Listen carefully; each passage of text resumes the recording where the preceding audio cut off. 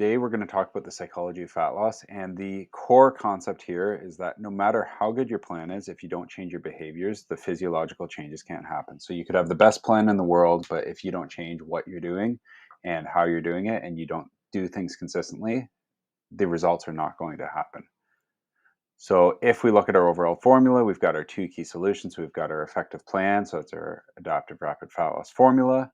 And then we've got actually doing it consistently, aka our levels formula for sustainable fat loss.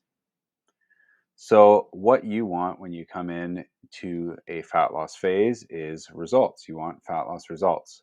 Now, below that, we have behaviors. So this is what you need to do to get those results. You need to do the workouts. You need to eat the foods. You need to sleep. You need to be in a caloric deficit.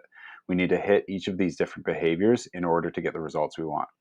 Now, beyond that, we have habits. So this is how we consistently do those behaviors. So this is an ingrained habit of behaviors. It's something that we do consistently. And usually this is where most people stop. However, there's a deeper layer, another layer that's necessary for sustainable fat loss. So habits are great for fat loss period, but if you want sustainable fat loss, we need to have this additional layer. And we call these pieces in this additional layer systems. So when we talk about systems, we're talking about what it takes to make your habits resilient to life's chaos. So these are the missing links for most people for sustainable fat loss, and it's why the habits don't stick over the long term. Another word you could use for this is adherence simplifiers. So essentially, they are things that make it simpler or easier to stick to the plan. Now, when we look at our overall breakdown, most people have heard the abs are made 80% in the kitchen, 20% in the gym, but we actually take that a step further, and our workouts, our nutrition, our sleep, our stress management, all of those strategies or those habits and behaviors are actually only 30% of the equation. And the other 70% is made up by these systems or these adherence simplifiers. So it's all of the other things that drive your behavior. Those are the things that actually make up the majority of the equation. And then once those are in place, it's easy to stick to. It's easy to do the workouts. It's easy to have the nutrition if you've got these systems or these adherence simplifiers in place. So we have this acronym LEVELS, which describes this formula. So leverage, we've got our ability to make this work financially, time-wise, our energy, figuring out what resources we want to use. We've got our environment, our internal mental environment, our social environment, and our physical environment. Then we have our values, so what you believe, what you prioritize. Then we've got enjoyment, so do you actually enjoy what you're doing? And then finally, we have our logistics, which is the way the plan fits into your schedule. And then as part of the levels formula, we include the strategy here. But really, for the majority of this video, we're talking about the first 5 components, the level piece of the formula, and then the strategy we'll talk about in the adaptive rapid fat loss video. So concept number 1 is leverage. So when it comes to leverage, we need to make sure that we're actually looking at what is our life resource balance right now. So most people don't consider this the way they should, but it's a crucial factor. It's something I realized when our physical gyms went through the pandemic and I got stressed out like crazy. We had 2 kids in that same time frame. My leverage went significantly down when it comes to time and when it comes to money, and my fitness suffered. Now, I only gained 5 pounds instead of 50, but there is a noticeable difference when you lose leverage in your life. So leverage, to really put it simply, is how much money you have, how much time you have, and how much mental attention you have. So how do you want to use these resources? Do you even have these resources? And what's the best distribution of these resources in your life? If you can get your leverage right, you will get the results you want. However, if you don't have leverage, you need to reset your expectations and not expect to do something that is impossible, which is getting results without any time, without any money, without any mental attention. So we need to figure out what's that balance. So if you're super tapped out with work, you're really busy, you've got no mental attention available or minimal attention available, you need to spend more money to get help. You need to pay for somebody to do food prep. You need to pay for a program that's designed to get you the results you want. Or if you're tapped out for money, you've got no money, but you have some time, you need to spend the time to learn, to research. This is what I did when I was 21. I started getting into working out and I did a ton of research. Over the last 15 years, I've done a ton of research to get there. But as my financial leverage improved when I had a job and as we got the business going and started to make some money, I put money into it and paid people to teach me the best way to do things. And then finally, we have mental attention. So, mental attention is basically how much ability you have to think and process. So, I kind of covered that with time, but mental attention and time often go together. These are the resources we have at our disposal. And based on what we have at our disposal, we then set our expectations for what we can achieve.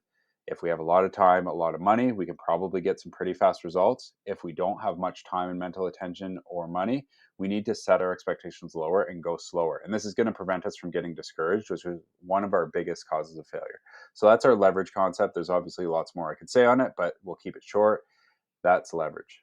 Next up, we have our environment. So this is our mental internal environment, our social environment, and our physical environment. And this is a huge driver. I would bet that this is somewhere around 30% of the equation for you as far as habit adherence. Once we've got leverage in place, that's kind of like the do not pass go if you don't have leverage.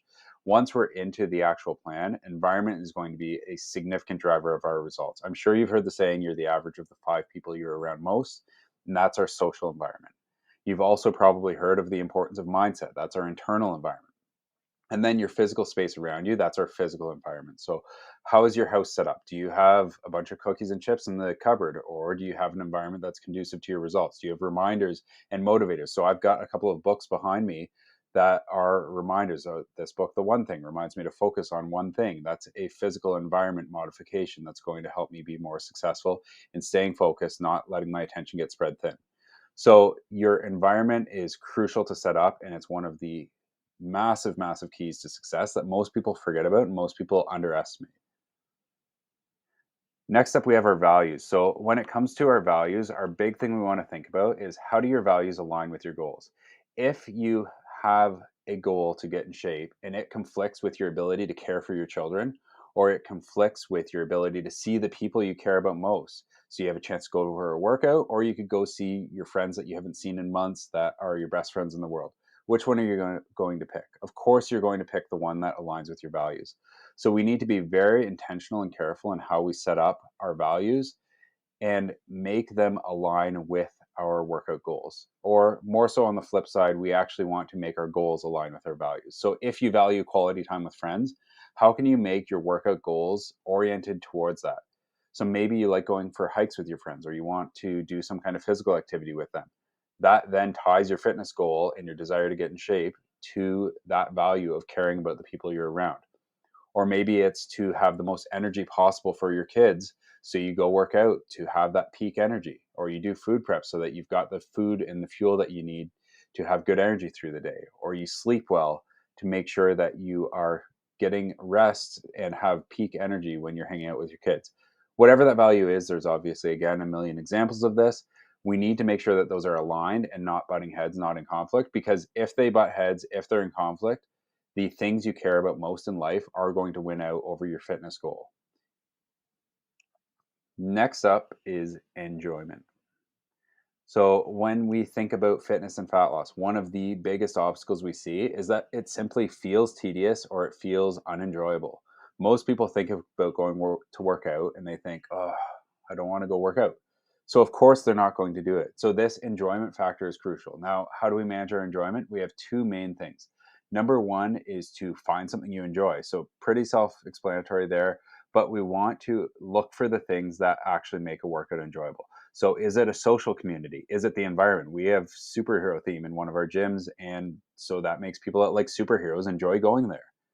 What can you do to make the workout enjoyable? Maybe it's even as simple as you find a protein shake you really like, or maybe there's a treat you have that you indulge in after your workout to make it enjoyable. What is that enjoyment factor? Likewise for nutrition. Are you eating bland food that you hate and it's overcooked broccoli that's soaking wet and soggy, and maybe it's burnt chicken? That's not going to be appealing.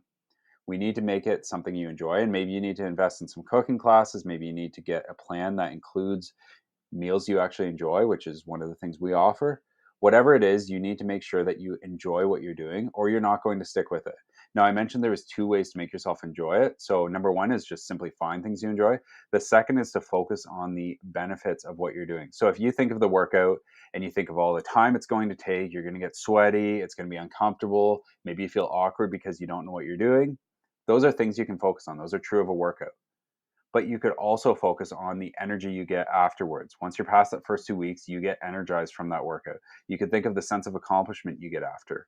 You could think of how that warm shower, that cool shower feels after your workout when it's pouring down on those sore, tired muscles. And it feels really good. That's one of my favorite things about working out. Likewise with the nutrition, you can go through that same process. What we focus on dictates what we enjoy. So, do you actually enjoy it because you are focusing on the things that make it enjoyable to you or focusing on the benefits? There are benefits and downsides to every single thing you do. What dictates whether it's enjoyable or not is what you focus on with those. And then finally, when we get to our logistics, this is basically just simply how does it fit into your schedule? So if you've got kids baseball or soccer or hockey or whatever else, or you're working a certain number of hours, does it actually fit into your schedule? Does it give you the does it make the things in your life work for you? If it doesn't, it's going to be in conflict. And what are you going to choose? Again, your kids' recreational sports, your career, or this fitness goal that you have that's brand new to you. We want it to be important to us, but it's brand new. It's not the most important thing in our life at this point, as much as we'd like it to be. How is that going to work? We need to make those logistics work. And that could mean that you adjust something. Maybe you get your kid to carpool to the soccer practice twice a week. And that's the sacrifice you make because that values connection. You've decided that prioritizing your health and being around for your kid when they have children and you can be a grandparent, maybe that's important to you, but we need to make sure that logistical equation is dealt with. A lot of times people will do something for 4 weeks or for 8 weeks or whatever, and they are doing it in a completely unsustainable way. They're cramming it into their schedule without actually making the logistics work. And that works for 4 weeks, it works for 8 weeks. But then life comes back and you drift off track because it was never logistically fit into your schedule. So this is absolutely crucial. And I can't emphasize enough how important it is that we make sure we have these pieces in place.